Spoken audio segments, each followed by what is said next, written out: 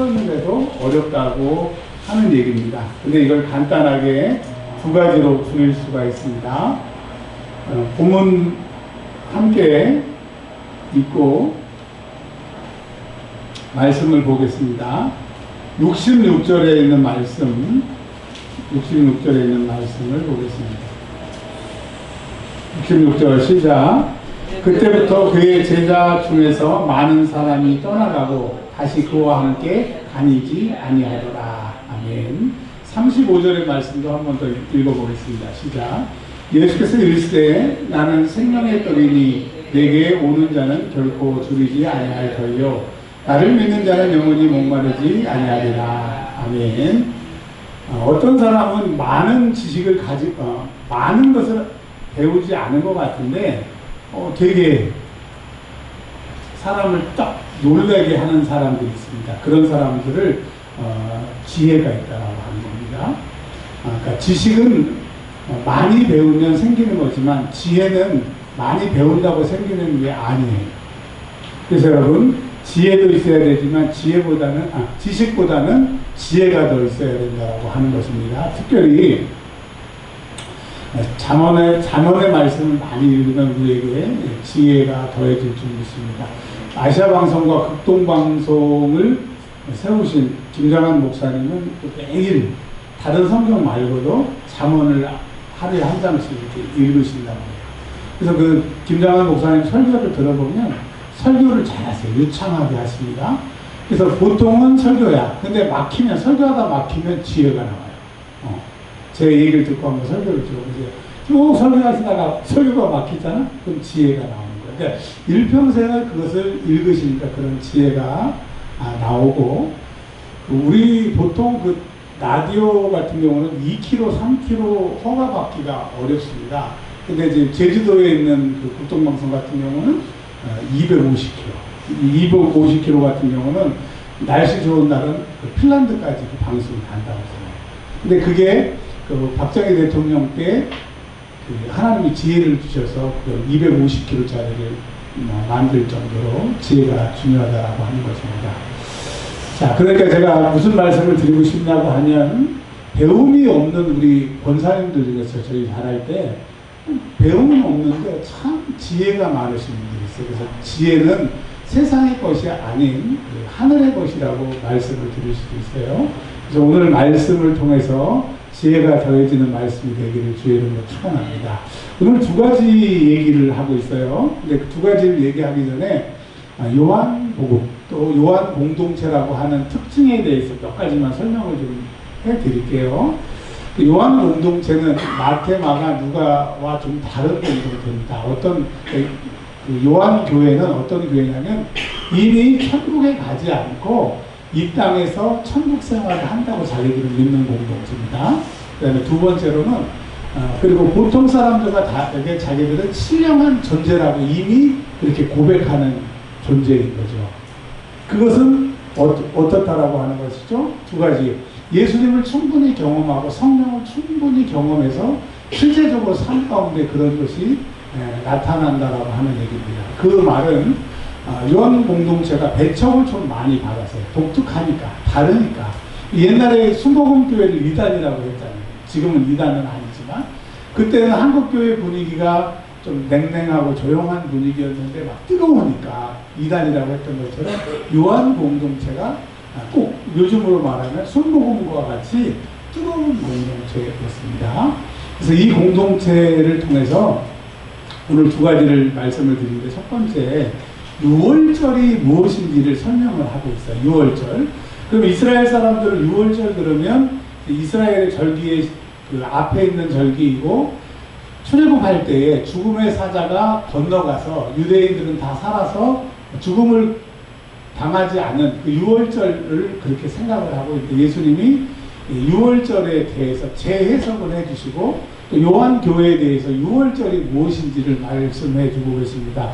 여러분, 우리는 이제 유월절 절기를 지키지는 않지만 이스라엘 사람처럼 유월절의 의미가 무엇이냐를 말씀하고 계시는 거예요. 4절 보면 쭉 얘기를 하면서 유월절이 가까운지라라고 말씀을 하고 계십니다. 그러면서 유월절을 설명하기 위해서 예수님이 오병이어의 사건을 일으키시게 되는데, 예수님이 빌립에게 물어보세요. 이 사람들 다 먹이려고 하면 얼만큼의 떡이 필요하냐? 그러면 저 같으면 얘 배 터지게 아니면 배불리게 먹으려고 하면 한 500데나리온이 필요합니다. 저는 이렇게 대답을 했을 것 같습니다. 근데 빌립은 어렵게 잘하나 봐요. 뭐라 그러냐면 조금밖에 할지라도 200데나리온이 필요하대요. 근데 200데나리온으로도 조금밖에 못 먹는다라고 하는 겁니다. 그럼 기왕 먹을 거면 많이 풍족하게 먹이고서, 기왕이면 뭐 어차피 돈 없는 거 200대련 500대련 말만 하면 되는 거니까 저는 그렇게 얘기를 했을 것 같아요. 근데 빌립은 어렵게 자랐던지 아주 돈을 아끼는 사람이었던 것 같아요. 근데 예수님이 뭐라고 얘기를 하셨냐면, 친히 어떻게 하실지를 아시고 빌립을 시험하고자. 그러니까 예수님이 빌립을 데리고 다니시면서 빌립을 보니까 늘 빌립을 인색하고 좀 아끼고 막 이런 사람이었던 것 같아요. 근데 이제 안드레가 그 얘기를 듣고, 예수님, 보리떡 5개하고 물고기 2마리가 있습니다. 근데 이거 가지고 이 많은 사람들을 어떻게 먹이겠습니까? 그러면서 10절에 5,000명이 지금 있다라고 하는 겁니다. 근데 이제 유대인들의 숫자 카운터는 20세 이상, 남자들만 세기 때문에 그 20세 이상의 남자가 5,000명이고, 아이들, 여자들 빼면 약 한 2만 명 정도 되는 거예요. 그럼 여러분에게 여쭤볼게요. 2만 명을 먹이려고 하면 얼마 정도의 돈이 필요하겠습니까?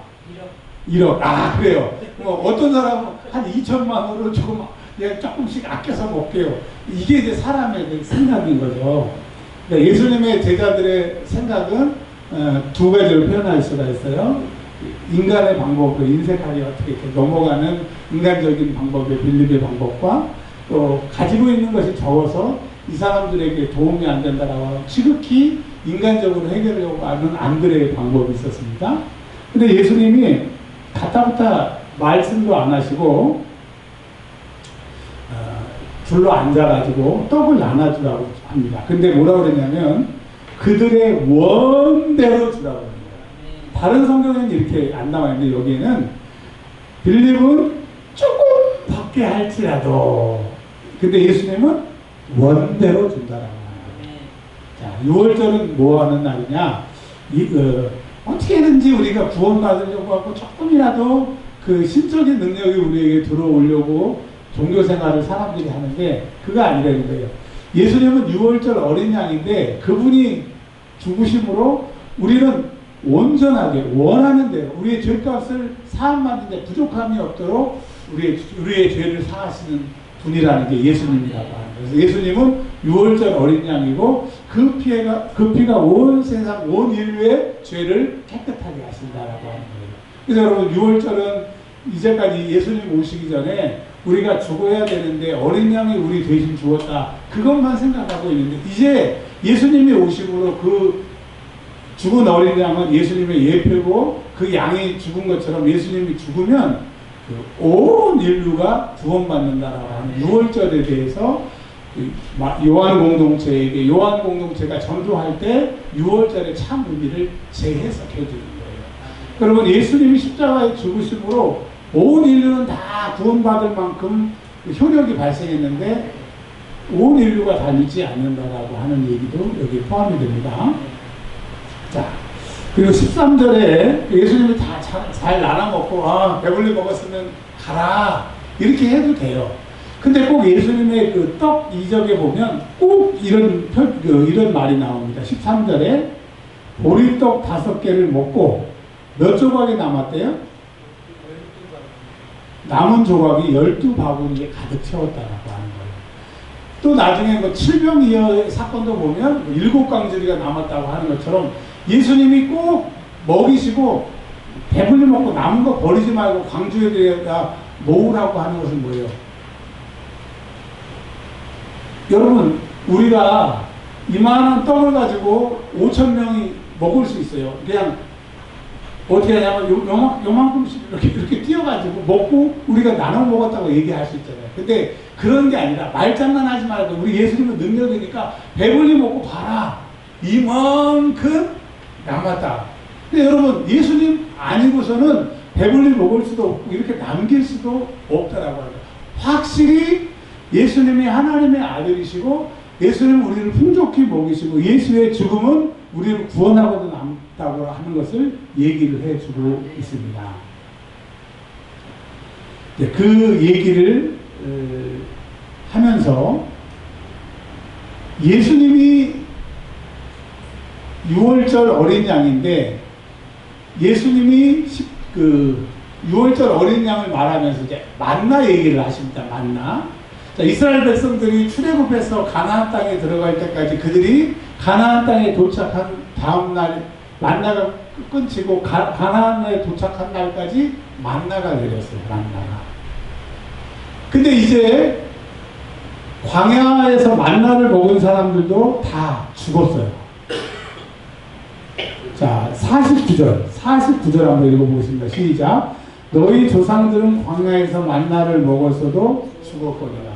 그러니까 만나 먹고서는 못 살고 이제 하늘에서 내려오신 참 만나 예수를 먹어야, 즉 예수를 믿어야, 예수의 말씀을 들어야 너희가 영생한다라고 하는 거예요. 그래서 6월절은 이제 예수가 생명의 떡이고 예수를 믿고 예수를 먹어야 영생한다라고 하는, 이제 죽음을 보지 않는 단순한 출애굽이 이제 영원한 영생으로 이어지는 것이 6월절이라고 하는 것을 설명하고 있습니다. 그러면서 48절에 같이 읽어보겠습니다. 시작. 내가 곧 생명의 떡이 됩니다. 내가 참 만나라는 거예요. 그래서 47절에 믿는 자는 영생을 가졌다는 거예요. 그래서 6월절은 출애굽에서 죽음을 보지 않는 날인데 이제 지금 예수님이 오심으로 그 6월절이 재해석되는 거예요. 예수님을 이제 먹어라. 그리고 예수님을 먹으면 영생을 얻게 된다. 그래서 예수님을 통해서 6월절이 무엇인지를 설명하는 게 첫 번째입니다. 하나만 더 말씀드리면 되는데요. 우리가 이 얘기를 성경을 읽을 때 놓칠 수도 있고 읽어보신 분도 있는데 66절 아까 읽었던 거 다시 한번 읽어보겠습니다. 그때부터 그의 제자 중에 많은 사람이 떠나가고 다시 그와 함께 다니지 아니하더라. 제가 다시 한번 읽을게요. 그때부터 어떤 때부터냐? 65절입니다. 예수님이 이 말을 하시니까 그때부터 예수님의 제자, 예수님을 쫓아다녔던 무리, 오클로스라고 하는 헬라에 보면 무리라고 하는 단어가 4가지가 있어요. 제가 이거 가지고 그 논문을 썼었는데, 학술제 논문을 썼었는데, 이 무리, 오클로스, 군중들을 말하는 게 아니고, 여기 뭐라고 그랬어요? 제자라고 그랬어요. 제자. 여러분, 마태, 마가, 누가, 요한복음의 제자는 뭐가 제자인 줄 아세요? 예수님을 따라다니고, 예수님 때문에 핍박받고, 예수님 때문에 고통당하는, 예수님을 위해서 죽을 수 있는 사람들을 제자라고 얘기를 했어요. 그러니까 예수님을 잘 믿었던 사람이 이 말을 하신 그때부터 많이 떠나갔다는 거예요. 우리 식으로 말하면 은혜와 평화교회 잘 다녔던 사람들이 목사님이 어느 순간 그 말을 한 다음부터 그 교회를 안 나와.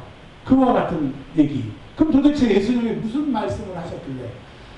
우리는 착각하기를 예수님은 하나님이시고 하나님의 아들이기 때문에 예수님이 가시는 곳마다 모든 사람이 믿고 모든 사람이 다 은혜받을 줄 알았는데 오늘 말씀을 보니까 예수님 말에 요즘식으로 말하면 시험 들어가지고 교회를 안 나온 사람들이 있다니까. 그 예수님은 뭐라고 그러셨어요? 65절. 내 아버지께서 오게 하여 주시지 아니하면 누구든지 내게 올 수 없다. 여러분, 예수님 주변에 제자라고 그러고 예수님 따라다니는 사람들이 많았어요. 기적을 보고 쫓아다니는 사람, 별의별 생각, 예수님의 높은 자리에 올라가면 한 자리 할 사람, 많은 사람들이 왔었는데 예수님이 딱 이렇게 얘기하시는 거예요. 너 여기 많은 사람들 중에 진짜 하나님이 나한테 보낸 사람은 나한테 붙어 있을 것이고, 마치 내가 지금 잘 믿는 것 같지만 하나님이 안 보내주시는, 즉 내가 원해서 내가 한번 예수 믿어봐야 되지, 예수님 쫓아다니면 좋을 거야, 지극히 인간적인 힘, 동기로 쫓아다니는 사람들은 이제 다 떠날 거라고 하는 것을 딱 선포하시니까 딱 그게 드러나게 되는 거예요. 그러니까 여러분, 이건 무슨 얘기를 하냐? 요한 공동체, 요한 복음에 이 신앙생활 하는 사람들은 하나님이 다 보내셔서 예수를 믿게 하셨고 은혜를 받게 하셨고 내 제자가 된 거니까 너희들이 교회 다니는 거, 예수 믿는 거 너희의 의지가 아니고 하나님이 작정하셨고 네. 하나님이 부르셨고 하나님이 믿음을 주셨기에 너희 신앙이 아니라고 하는 거예요.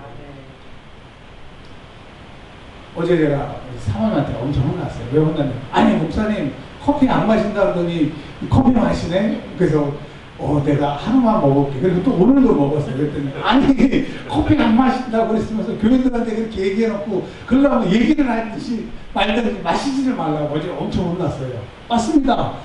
그 일주일, 2주 돼요. 2주 전에는 정말 내가 안 먹어야지. 진짜 울면서 안 먹이지! 먹으면서 악으로 깡으로 2주를 버텼어요. 근데 아유 한 번만 먹자. 그래가지고 어제도 먹고 오늘도 먹고. 그러니까 2주 전에 제가 결심한 게 가짜예요? 거짓이에요? 아니에요. 진짜예요. 막 그냥 정말 안 먹으려고 건강을 위해서 안 먹으려고 했는데 2주 만에 무너진 거예요. 그러니까 이 사람들도 예수 믿는 게 가짜고 예수 쫓아다니는 게 가짜는 아닌데 지극히 내 결심, 내 의지, 내 노력이니까 실패하더라고요. 근데 하나님이 선택하시고 하나님이 붙잡으시고 나중에 이제 오순절 강림에 성령의 불가항력적인 은혜로 붙잡아 주시면 떠날 수 없더라고요. 이 요한복음 너희 공동체들은 하나님이 떠날 수 없도록 하나님이 강력하게 소집한 사람들이다 라고 얘기를 하는 거예요. 그래서 너희는 예수를 만나고 예수를 먹고 그래야 영원히 산다라고 하는 요한복음 공동체가 그냥 예수 믿는 것 같고 그냥 여기 앉아있는 게 아니라고 하는 거예요. 그래서 여러분 이제 사도행전부터 이 결론이 나오게 되는데 우리는 절대로 우리의 노력으로 악으로 깡으로 예수 믿는 게 아니라 그분이 나를 딱 잡아가지고 못 돌이킬 수 있는 신학적인 용어로 불가항력적인 은혜로 내 삶을 책임져 주시면 된다라고 하는 거예요. 그리고 한 가지만 더 말씀드리고 마치려고 합니다. 제가 8월 말이면 그 실천목회에서 그 목회자 세미나가 있습니다. 즉 뭐 세미나라고 해서 공부하는 게 아니고 아침에 일어나서 저녁에 들을 때까지 계속 설교 들으면서 혼나고 또 막 몇 시간 기도하고 막 줄 서서 밥 먹고 또 막 그렇게 4일 동안 합니다. 근데 제가 이번 갈까 말까 지금 고민을 하고 있어요. 그러면서 이제 또 인간적인 방법으로 거기 안 가고 은혜 받는 방법은 뭘까? 그리고 만약에 제가 이제 부흥회를 4번 인도하러 갔었잖아요. 앞으로 제가 부흥 강사로 부흥회를 인도하러 갔을 때 진짜 요즘 부흥회 말고 은혜 받는 방법이 뭔가 생각을 했더니 그 답을 알았어요. 말씀드릴까요? 저도 관심이 없으신 것 같은데 그래도 준비했으니까 말씀드릴게요. 우리가 이제 부흥회를 하면 찬양을 막 하잖아요. 찬양에서 마음문이 열리면 그 마음문이 열리면 벌써 이제 영이 준비를 하게 되는 거예요. 영이 하나님의 말씀을 받으려고 이렇게 준비를 하게 되고 영이 은혜를 받으면 생각과 육체가 이렇게 변하게 되잖아요. 그래서 이제 말씀의 은혜를 다 받습니다. 그리고 이제 부흥 강사님이 자 우리 결단하고 기도합시다. 근데 옛날에 부흥회 때는 그래도 한 30분 정도 저희 어렸을 때 부흥회 저 진짜 막 신학교 가다가도 부흥회 있으면 학교 안 가고 부흥회 쫓아다니고 막 그랬었거든요. 그래도 그때는 한 30분 정도 통성으로 기도하고 막 그랬던 것 같아요. 근데 요즘에 부흥회를 가보면 설교 1시간, 2시간 하시고 기도는 통성으로 10분 이상을 안 하더라고요. 그래서 도대체 그 은혜를 받을 수 있는 게 뭘까? 여기까지는 똑같은데 이제 은혜를 설교를 딱 끝나고 목사님이 문 딱 잠궈놓고 이제 기도합시다. 그래서 5시간 끝나면 이제 보내드릴게요. 5시간 기도하면 그거를 3일 동안 집중적으로 말씀 듣고 5시간 기도하고 말씀 듣고 5시간 기도하면 성령, 불을 안 받을 수가 없는 거예요. 아, 그렇구나.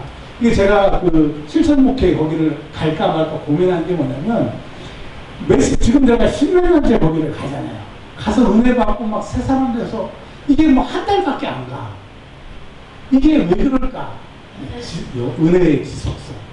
그래서 무슨 말씀을 드리려고 하냐면 우리가 은혜 받고 신앙생활하고 여기서 예수 믿는 것은 하나님이 우리를 불러주신 거예요. 불러주셨는데 이 은혜를 계속 지속하시는 것은 이 기도 시간을 늘리고 계속 기도하면 우리가 성령 충만할 수 있다라고 하는 것을 얘기를 하고 있어요. 그래서 우리는 부르심을 의심하지도 말고 성령 예수님의 말씀을 우리가 들었으니까 이제 마지막은 기도로 그 능력이 나타날 때까지 예루살렘을 떠나지 않는 것이 우리에게 주어주신 메시지입니다. 여러분 더운 여름이지만 기도 시간을 늘리시고 찬송 시간을 늘리시기 바랍니다. 네, 제가 기도하고 마치도록 하겠습니다. 하나님 감사합니다. 오늘 무더운 여름에 사랑하는 성도들 원년같이 모여서 예배하고 말씀 듣고 찬양을 들었습니다. 우리가 신앙생활하는 것 성령님의 은혜이고 또 우리를 불러주셔서 예수님의 양식을 먹게 함으로 우리가 여기에 있습니다. 그러나 바뀌지 않고 변하지 않는 것은 우리가 위로부터 내리시는 성령을 받을 때까지 예루살렘을 떠나지 말라고 그랬는데 이것이 우리에게 부족한 것을 깨달았습니다. 이제 매일 몇 시간 기도의 시간을 늘려서 그분이 오시겠다고 하는 그 시간까지 기도함으로 이제 불가능적인 은혜에 사로잡혀서 신앙생활하는 하늘에 속한 공동체가 되게 하여 주옵소서. 물질의 어려움, 건강의 어려움, 사람의 어려움 당하지 않도록 주여 한 주간도 지켜주시기를 우리 주 예수 그리스도의 이름으로 축복하며 기도합니다. 아멘. 주의 기도로 오늘 예배